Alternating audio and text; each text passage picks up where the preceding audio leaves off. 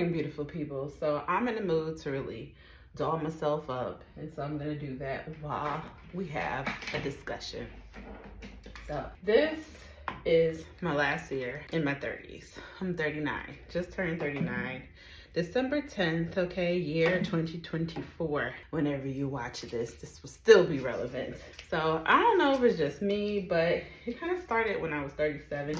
This transition of life where things aren't the way they used to be, and I don't think the way that I used to think. And that is called maturity, okay? I have matured quite aggressively in the past few years, and I feel like, why don't people tell you about this transition that you make? Excuse me real quick, gotta drink my coconut water. Not sponsored, but good for you, very hydrating. I love coconut water. No better coconut water than the fresh one you receive from the islands. Yes, I did do that because it's white and crusty right here.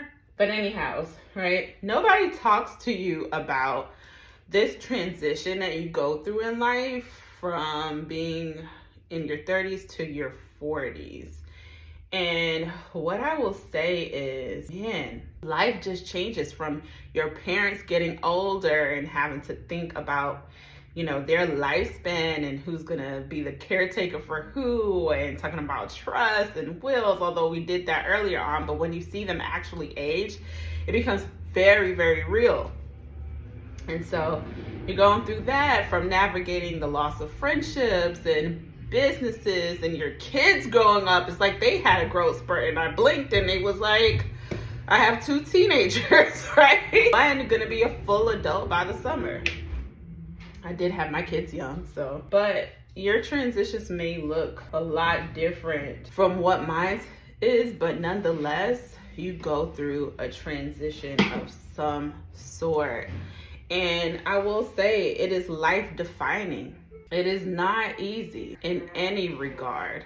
So really, in that time, I feel like self-reflection is really, really needed to discover this new you know, to know the things that you want out of your life, the things that no longer resonates with you.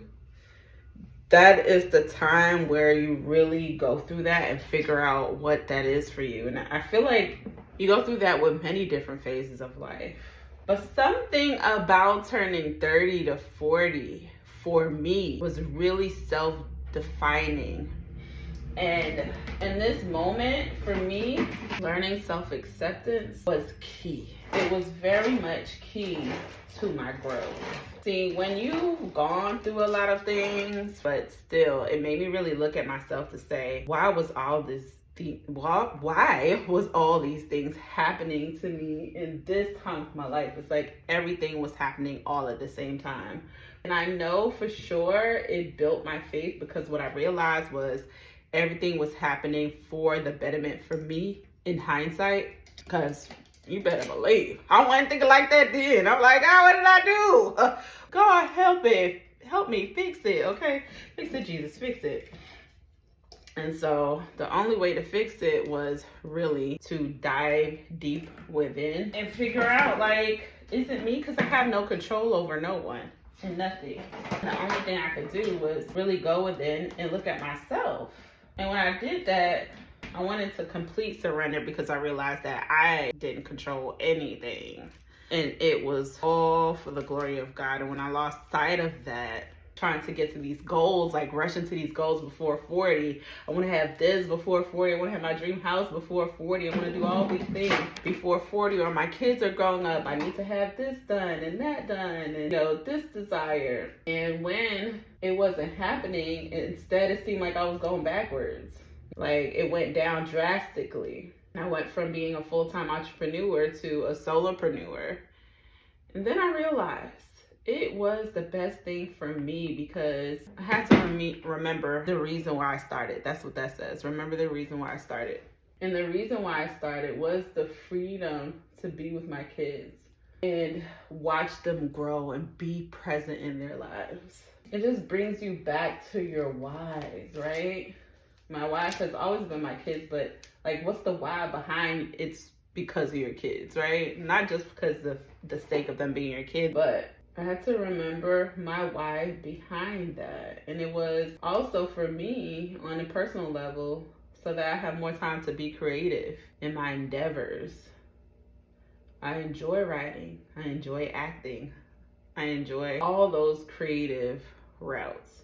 So remembering those things kept me, like sane. Because you prayed for this thing and you kind of forgot that's what you prayed for. And you got blindsided by a lot of things that looked like it wasn't working out for you, but it actually was working out for you. Because now you have that time.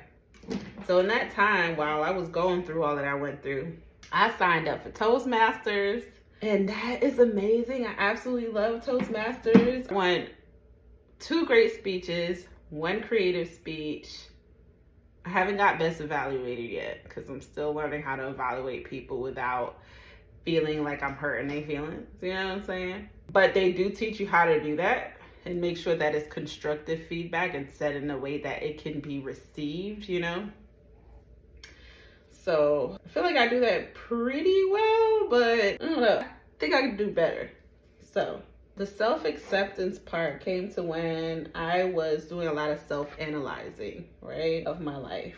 And why were things going the way that it was going? And who am I? Who do I have to be to live in the timeline that I want to be in? And when I did all that, I realized, yes, there's a lot of things about you that can be better. And then 2, you were made this way for a reason. And I understand why people of a certain age are so grounded in themselves. It's like, like how they say about most older people, they already set in their ways. Ain't no changing them, right? And I feel like that's the ways God created them to be. And they accepted who they are without trying to become someone they're not. And I think it takes you some time to get to that place of knowing that God made you the way you are for a specific reason. Got tied up with that word. And there's nothing wrong with you. Nothing, okay? Honey, while I'm doing my hair, these grays is coming through. That's another sign of wisdom. I went through a lot of wisdom and self-actualization. And it's shown through all of my hair. Y'all might not see it, because thank God I ain't like right there, but some of them are. And I've accepted that too, okay? That's part of it. That I am growing up. I have gained a lot of wisdom, but we're gonna go with this. This is what I usually use to put my loose powder on. But I usually do my hair after I do my face. And that's another reason why I do love protective styles though. Back to what I was saying. Maturity doesn't just happen overnight. Maturity comes with a lot of heavy work that people don't tell you about. I love this brush. This is the brush that I typically use. And I usually go like this and bring that down. So when you get to that stage of your life, you're thinking like, nobody told me about this. And you kind of feel all alone in your plight. When really a lot of people have experienced the hardship of maturity. And what it does is it strengthens you at your core. And it really has a lot to do with your relationship with God. I like to use this brush for my eyebrows. A little dryness right there because the eczema be in my eyebrow. That's really why I got the microblading done. It's because the eczema took out all the front of my eyebrow right there. It does that to your hairline too. And the little light spots coming from that too. I have combated it before through diet, but it was such a strict diet. And that is like sometimes the most challenging thing for me to do. As you can see up under my eye, what I use is not really super light that I can use it over my eyebrow. I don't like that whole super light. Sometimes I could go in here just to lighten that up a little bit. It's a little too dark, okay? So that's the brows, all right? Then I'm gonna go in here with my eyeliner, okay? Actually, what I do like to do is contour, okay? You have 2 colors, the brown and then the dark brown. I do like the dark brown to go right here, and then the browns to go by my nose, the bridge of my nose. Although I just use this for my eyebrow, I do like to use this for the bridge of my nose too. I just go right here, lightly. I'm gonna blend that in, so don't worry about what you're seeing, okay? You can use your finger, okay? See how they look? Or you can use the brush. It just creates dimension, especially if you have like a flat nose or a flat bridge. And then I like to cut in right here and then at the tip, and that helps a lot. If you want to contour your creases here a little bit more, you can. It takes down the wideness of your nose, right? And then you put another line here and accentuates the bridge, and I'll show you that because I'll do that again.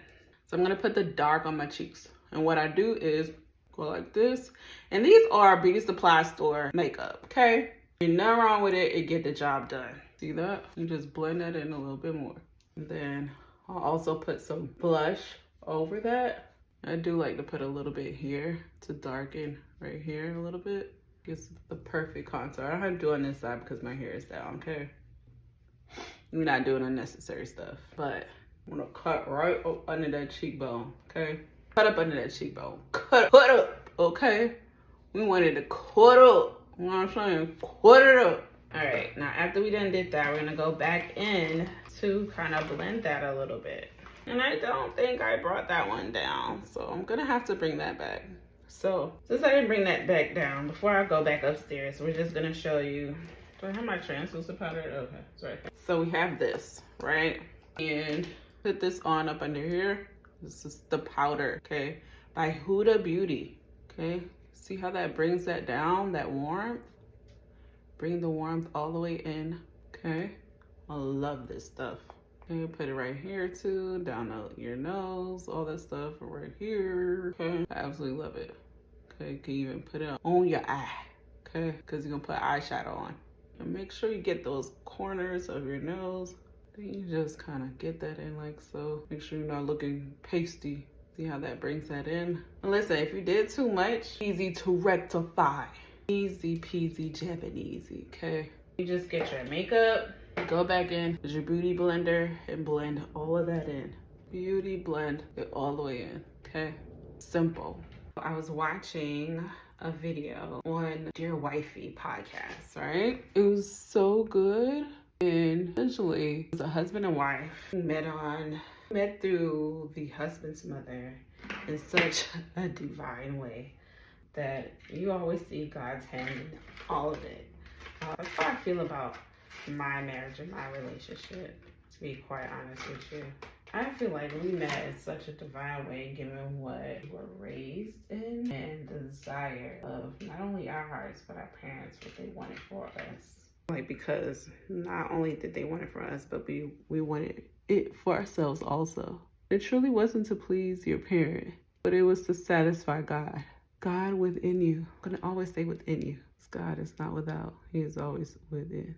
So they talked about what I'd like to say was their evolution in their relationship, their growth, their love posture, the good and the bad, you know?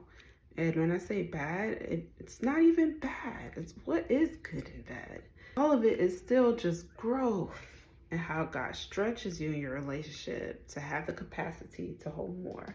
Because what happens when you stretch? You don't combust, you grow, okay? You stretch, make room for more, okay? All of us have room for more. Room more to improve.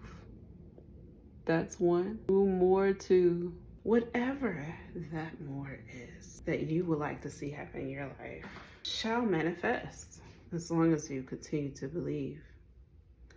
And so I always like to discuss the willingness to try, the willingness to do better. That willingness is what creates the change. Because after the willingness, there's a want. There's a need to change. You're starting to grow into what you believe can happen for you. It's not about the things that you want to call to you. It's about you. What are you attracting to you? Or you first must have to become the thing that you want. Because what doesn't align just doesn't align. And that's real. Really real. Also, I'm back and I'm feeling myself. I'm feeling myself. I do love this lash, like I said, best than this one. This one is cool too, but that is my fave. That's like my look. You can still see my eyelid. It's not too thick. I love it like that. It's long, like long lashes. But I'm feeling both looks. Here's the other look, the shimmer subtle look. Okay, this is like the nude look. Not too much of this. You got less of that going in a little white sheen, but what do y'all think? I think it's giving.